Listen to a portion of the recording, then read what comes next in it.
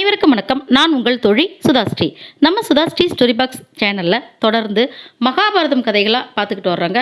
மகாபாரதம் கதையை கதாபாத்திரத்தின் வாயிலாக நம்ம தெரிஞ்சுக்கும் போது என்றைக்கு மறக்காமல் இருக்குங்க. அந்த வகையில் தான் இன்றைக்கி நம்ம கதாபாத்திரங்களின் வாயிலாக இன்றைக்கி மகாபாரதத்தை நம்ம தெரிஞ்சுக்கிட்டு இருக்கோம். இன்றைக்கி என்ன தலைப்பில் பார்க்க போகிறோம் அப்படின்னா, கசனும் தேவயானியும். முன்னொரு சமயம் மூவுலகையும் ஆள வேண்டி தேவாசுர யுத்தம் வெகு ஆக்ரோஷமாக நடந்துகிட்டு இருந்தது.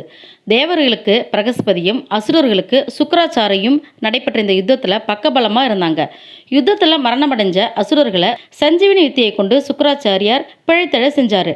உயிர் பெற்று எழுந்த அசுரர்கள் மீண்டும் வந்து தேவர்களை எதிர்த்து போரிட்டாங்க.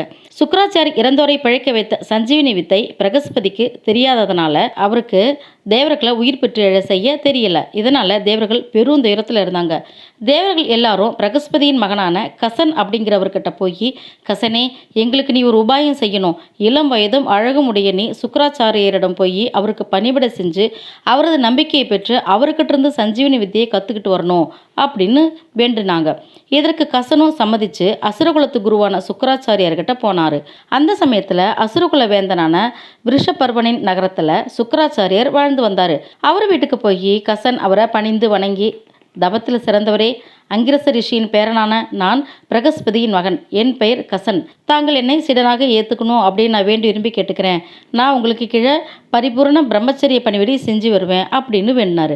ஒரு ஆச்சாரியரிடம் சீடன் ஒருவன் தன்னை பிரம்மச்சரிய பணிவிடை செய்திட எடுத்துக்கொள்ளுமாறு வேண்டுனா அறிவில் சிறந்த ஆச்சாரியார் மறுத்தல் கூடாது. அதனால் கசன் தன்னை பணிந்து வேண்டியதும் சுக்கராச்சாரியார், கசனே, நற்குலத்தில் நீ பிறந்தவன் அப்படிங்கிறதுனால உன்னை என்னுடைய சீடனாக நான் ஏற்கிறேன் அப்படின்னு சொல்லி அவர் தன்னுடைய சீடனா கசனை ஏற்றுக்கிட்டாரு. பல வருடங்களாக சுக்கராச்சாரியாருக்கும் அவரது மகளான தேவயானிக்கும் குற்றம் குறை ஏதும் இல்லாமல் கசன் பணிவிடை செஞ்சுட்டு வந்தார். தன் மகளான தேவயானியிடம் சுக்கராச்சாரியார் மிகுந்த பாசம் வச்சிருந்தார். கசனும் ஆடியும் பாடியும் வாத்தியம் இசைத்தும் ஏவல்களை செஞ்சும் தேவயானியை மகிழ்வித்து வந்தான். இதனால் அவளும் கசன் மீது பிரியம் கொண்டிருந்தா. ஆனால் கசன் தன்னுடைய பிரம்மச்சரிய விரதத்திற்கு எந்த பங்கமும் நேராமல் ஒழுக்கத்தோடு இருந்து வந்தான். இந்த சமயத்தில் சுக்கராச்சாரியரிடம் கசன் சீடனாக சேர்ந்திருக்கிறது அசுரர்களுக்கு தெரிய வருது. பிரகஸ்பதியின் மகனான கசன் தம் குருவான சுக்கராச்சாரியரிடமிருந்து சஞ்சீவினி வித்தியை எந்த வகையிலாவது கற்றுக்கொள்வான் அப்படின்னு சொல்லிட்டு ரொம்ப அஞ்சி நடுங்கினாங்க. ஒரு நாள் வனப்பகுதியில் கசன் தன் குரு சுக்கராச்சாரியாரின் பசுக்களை மேய்ச்சிக்கிட்டு இருந்தான். அப்போது அசுரர்கள் அவனை கொன்று துண்டு துண்டா வெட்டி நாய்களுக்கு இரையாக போட்டாங்க. இதனால் மேய்ப்பனான கசன் இல்லாமலேயே பசுக்கள் தம் கொட்டிலுக்கு திரும்பி வந்துச்சு. மேய்ச்சலுக்கு போன பசுக்களோட கசன் திரும்பி வரல அப்படிங்கிறத தேவயானி தெரிஞ்சுக்கிட்டு சந்தேகமடைஞ்சா. உடனே தன்னுடைய தந்தையான சுக்கராச்சாரியர்கிட்ட போய், தந்தையே, சூரியனும் அஸ்தமிச்சிடுச்சு, தங்களோட அக்னிஹோத்திரமும் முடிஞ்சிடுது, பசுக்கள் தாமாக திரும்பி வந்துடுச்சு, பசுக்களோட போன கசன் மட்டும் இன்னும் திரும்பி வரவே இல்லை, அவனுக்கு ஏதாவது ஆபத்து நேர்ந்திருக்குமோ அப்படின்னு நான் அஞ்சுறேன். அது மட்டும் இல்லாமல் அவன் இல்லாட்டி போனால் நான் உயிரோடு இருக்க முடியாது அப்படின்னு தேவேனி ரொம்ப வருத்தமாக சொன்னான். தன் மகள் மீது மிகுந்த அன்பு கொண்டிருந்த சுக்கராச்சாரியார் தன் சஞ்சீவினி வித்தியை பிரயோகிச்சு இறந்து போன கசனை வா அப்படின்னு அழைச்சாரு. இப்படி தன்னுடைய குருதேவர் அழைச்சதும் நாய்களின் உடல்களில் பிளந்து கொண்டு கசன் வெளியே வந்தான். எதுவுமே நடக்காத மாதிரி மலர்ந்த முகத்தோட தன் முன்பாக வந்து நின்ற கசனிடம் தேவயானி, கசனே, என்ன நடந்துச்சு, ஏன் நீ திரும்பி வர இவ்வளோ தாமதம் அப்படின்னு கேட்டா. அதற்கு கசன், வனத்தில் பசுக்களை மேய்ச்சிக்கிட்டு விறகு சுமையை சுமந்துக்கிட்டு வந்தேன். களைப்பு மிகுதியாக இருந்ததுனால அங்கிருந்து ஆலமரத்து இடையில் உட்காந்தேன். பசுக்களும் அமர்ந்து நிழலில் ஒன்று கூடி நின்றுச்சு. அப்போது அங்கு வந்த அசுரர்கள் என்னிடம் நீ யார் அப்படின்னு கேட்டாங்க. அதற்கு நான் பிரகஸ்பதியின் புத்திரன் அப்படின்னு சொன்னேன். உடனே அந்த அசுரர்கள் என்னை கொன்று துண்டு துண்டாக என் உடம்பை வெட்டி நாய்களுக்கு இரையாக போட்டுட்டாங்க. எவ்வகையிலையோ நான் அந்த நாய்களோட உடம்பை பிளந்து வெளியே வந்து இப்போ உன் முன்னாடி நிற்கிறேன் அப்படின்னு சொன்னான். நாட்களும் மெல்ல இப்படி நகர்ந்துக்கிட்டே இருந்துச்சு. ஒரு நாள் தன்னுடைய குருதேவரின் மகளான தேவயானிக்கு பூக்களை பறித்து வர்றதுக்காக காட்டுக்கு போன கசன். அங்கு மறைந்திருந்த அசுரர்கள் அவனை கொன்று அவனது உடம்பை மைய அரைச்சு சமுதிரத்தில் கரைச்சிட்டாங்க. தனக்காக பூக்களை பறித்து எடுத்துட்டு வர வனம் போன கசன் இன்னும் வெகு நேரமாகி திரும்பி வரல அப்படிங்கிறத தேவயானி தெரிஞ்சுக்கிட்டு ரொம்ப கவலையை அடைஞ்சு தன்னுடைய தந்தை சுக்கராச்சாரியர்கிட்ட இதை பற்றி சொன்னான். அதை கேட்ட சுக்கராச்சாரியர் முன்பு போலவே தன் சஞ்சீவினி வித்தியை பிரயோகித்து கசனை மீண்டும் உயிர் பழ செஞ்சு சமுத்திரத்திலிருந்து வெளிவர செஞ்சார். மூன்றாவது முறை மீண்டும் கசன் அசுரர்களால் கொல்லப்பட்டான். இம்முறை அவனது உடம்பை தீயிட்டு எரித்து சாம்பலாக்கினாங்க. அந்த சாம்பலை மதுவோட சேர்த்து கரைச்சி தன் குருவான சுக்கராச்சாரியருக்கே குடிக்க கொடுத்துட்டாங்க. அவரும் கசனோட சாம்பல் கரைக்கப்பட்ட மதுவையும் குடிச்சிட்டாரு.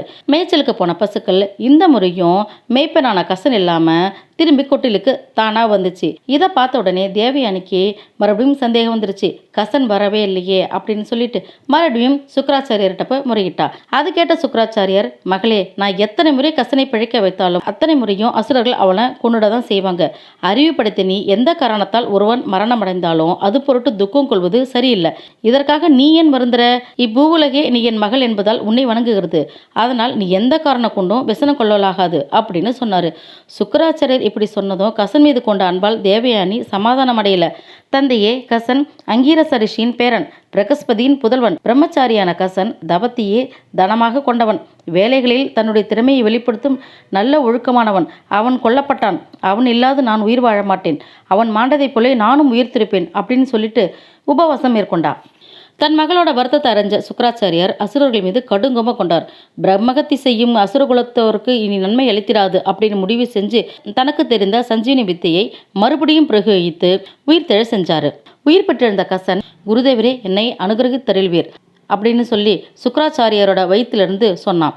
அதை கேட்ட சுக்கராச்சாரியார் வியந்து, பிரம்மச்சரிய விரதம் பூண்ட என் சிடனே, எவ்வாறு நீ என் வயிற்றுக்குள் புகுந்தாய்? இதுவும் அசுரர்களின் செயலா?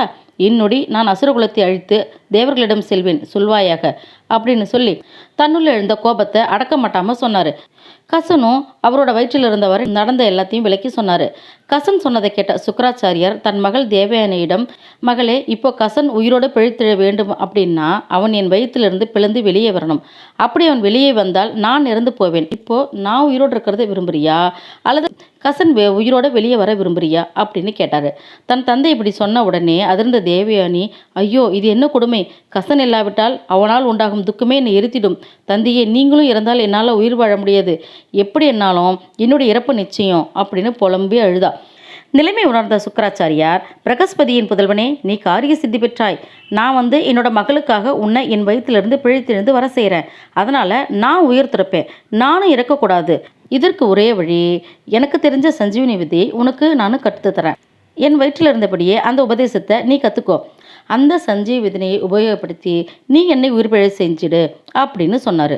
தான் இருந்த சஞ்சீவ வித்தையை கசனுக்கும் உபதேசித்தார். அதனை கற்றுணர்ந்த கசனும் அதை பிரயோகித்து சுக்கராச்சாரியாரின் வயிற்றை பிழிந்து கொண்டு வெளியே வந்தான். இதனால் சுக்கராச்சாரியார் இறந்து கீழே விழுந்தார்.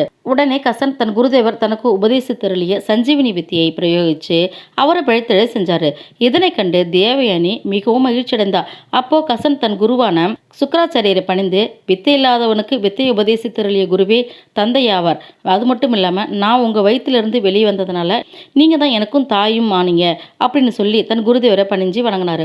அதன் பிறகு பல வருடங்கள் சுக்கராச்சாரியரிடம் சீடராக இருந்து வந்த கசன் தன் பிரம்மச்சரிய விரதத்தை முடித்து தன் குருதேவரின் விடையை பெற்று தேவர் உலகுக்கு புறப்பட தயாரானான். அப்போ தேவயானி கசனிடம், அங்கீரச முனிவனின் பேரனே, ஒழுக்கம், குலம், கல்வி, இந்திரியங்களை அடக்கி தவம் ஆகியவற்றால் நீ ஒளி பெற்று விளங்குகிறாய்.